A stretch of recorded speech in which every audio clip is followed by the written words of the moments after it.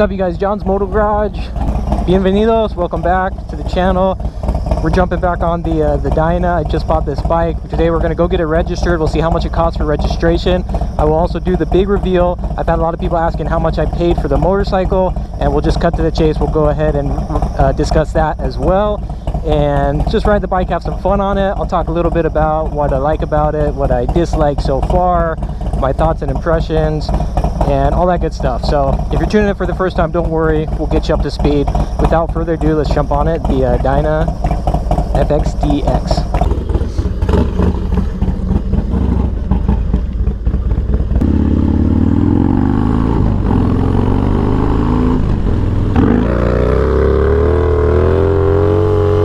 Alright guys, I'll catch you up to speed. So this is a 2000 Harley Davidson Dyna FXDX. It's a Super Glide Sport. This was available for a few years, and I forget exactly what years. I bought this like 3 days ago, and I'm still really struggling to get this thing into neutral unless I think about it ahead of time.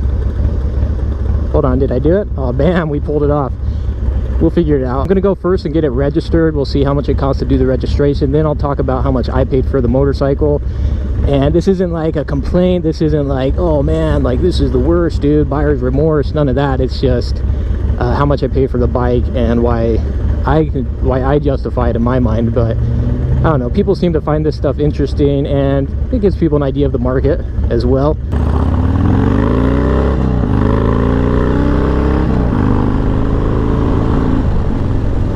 Just a little bit about the motorcycle. These come stock with an 88 cubic inch engine. To my knowledge, this one has not been bored out to anything larger than that. I don't know horsepower and torque specs off the top of my head. This does have some upgrades to it. And I didn't know this when I first went out on when I first embarked on my Harley wheelie journey about 1.5 years ago. I had no idea that the early 2000 model Dynas were kind of what a lot of people prefer. I think part of the reason that it is because these are a little shorter. The dimensions are slightly different. So for example, where the mid controls are, fits a little better, narrower front end, not as heavy, and yeah, they're just a little smaller bikes overall. So it's kind of like one step above the Sportster and one step below your current Dynas, or I guess the Dynas that you had up until 2017. I admittedly still don't know a ton about these motorcycles, but the reason I went out to go and buy one or find one, well, two reasons. One, I heard that these are the bikes to buy for the wheelie stuff, and I'm a wannabe wheelie dude, so that's one reason. But even then, it wasn't until I test rode my buddy's 2001 Dyna Lowrider. That was the first time I ever rode one of these older Dynas, and after riding his, I was like, holy smokes, dude, it just fits me personally way better.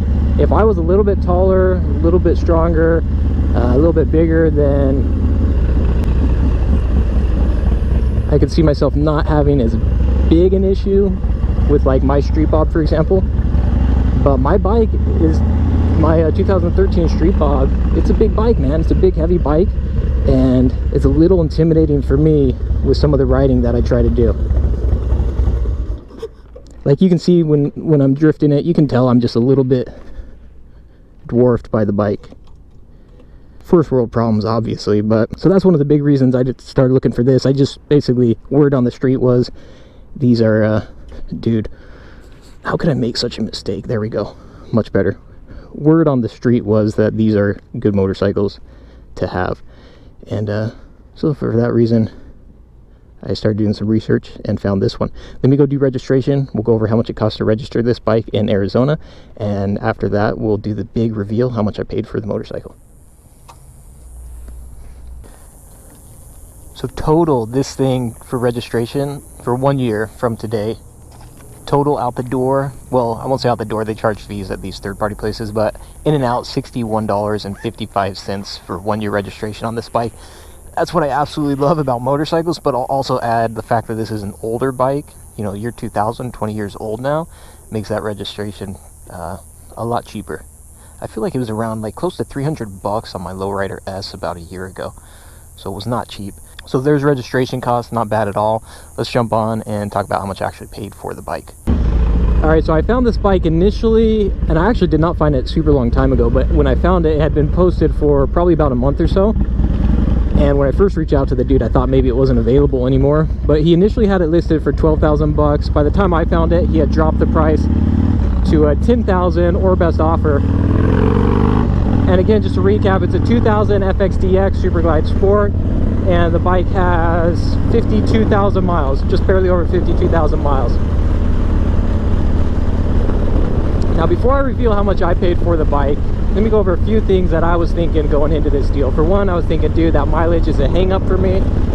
Not super stoked on that. But in the post, the dude had mentioned that he had a lot of recent work done to it, both to the engine, you know, maintenance-wise, all that good stuff. And then also, one of the big selling points for me just happened to be all the upgrades that he had into it. I mentioned in my last video, if I were to buy the bike bone stock, just in parts alone, I'd be looking at a minimum 6,500 bucks in upgraded parts. So that's gonna be bars, risers, you know, if you want to do rotors, new brake pads, new seat, just all that stuff. It adds up super fast, and that doesn't include any labor whatsoever, crash bars, you know, everything. So anyway, I went out there, looked at the bike, and I was thinking I'd go out there and not be super stoked on it. This is often the case. After I got out there and saw it in person, it actually looked a lot nicer in person than I expected, even given the cosmetic blemishes. It has some little indents on the tank, a few little scratches here and there. You know, mostly the type of thing you get when a bike's been in storage over the years, moved around a little bit, that kind of thing. I took it for a ride, and as far as the test ride goes, the thing runs super solid. Aside from that, I can't get it into neutral when it's at a standstill or a stop. But if I remember to hit neutral as I'm rolling to a stop, I don't have a problem. So anyway, overall, I have impressions on the bike after seeing it in person. I liked it. So now the question was, how much do I pay for it? I know the market. There was one out in California with only about 11,000 some odd miles, similar upgrades, not everything, but some upgrades, and that dude was willing to let it go for 9,500 bucks. That's a really good deal. I think he may have sold it by now. Now, of course, the problem with that one would be logistically getting out there. You know, by the time I'm there and back, not to mention the risk I run if I get out there and it doesn't check out cosmetically or mechanically or whatever the case may be. But I would have had, you know, an easy 10,000 plus into that bike just in travel and getting it back here. And it wasn't set up quite as nice as this one, but with only 11,000 miles, you know, arguably that's a much better deal. But last I checked, it was pending sale.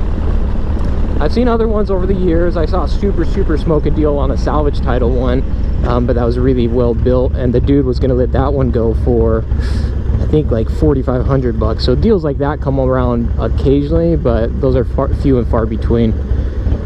All right, enough rambling, let's jump into it. So this bike, after seeing it, I went out there wanting to offer the dude between 8 and 8,500 bucks.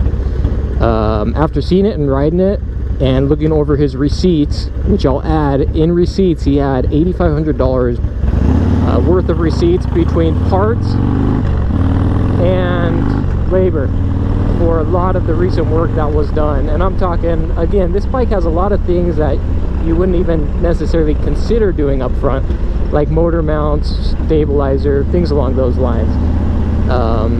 The new wheels, you know, powder coated wheels, just all that stuff. Anyway, long story short, I offered him 9,000 bucks for the bike, and he accepted that offer, and that's how much I paid for it. Now, if you would have told me a year ago, or even, I don't know, 6 or 7 months ago, hey man, I got a 2000 Dyna FXDX with 52,000 miles, it's got all these upgrades, dude's willing to take 9,000, what do you think? In my mind, my initial impression, my initial reaction would have been like, heck no, dude. There's no way, bro. There's no way I'm paying that much money for a bike with that high mileage. But now that I have a better idea of the market, and now that I you know, happen to be in the market for this specific bike, I personally see the value there. And well, obviously I saw the value, that's why I bought the motorcycle. So that's what I paid. By many standards, you could consider that a rip-off, you know, 20-year-old bike. But if you are in the market for this specific type of bike, I think I paid about market value for it. If I had been patient and waited around, I probably could have found one a little bit less expensive that I would have to travel to get. You know, maybe even save a couple $1,000. But the fact that this one was right here in my own backyard, and it has pretty much everything that I would want to do, plus a few extra things like the rotors and things along those lines. I'm pretty stoked on it.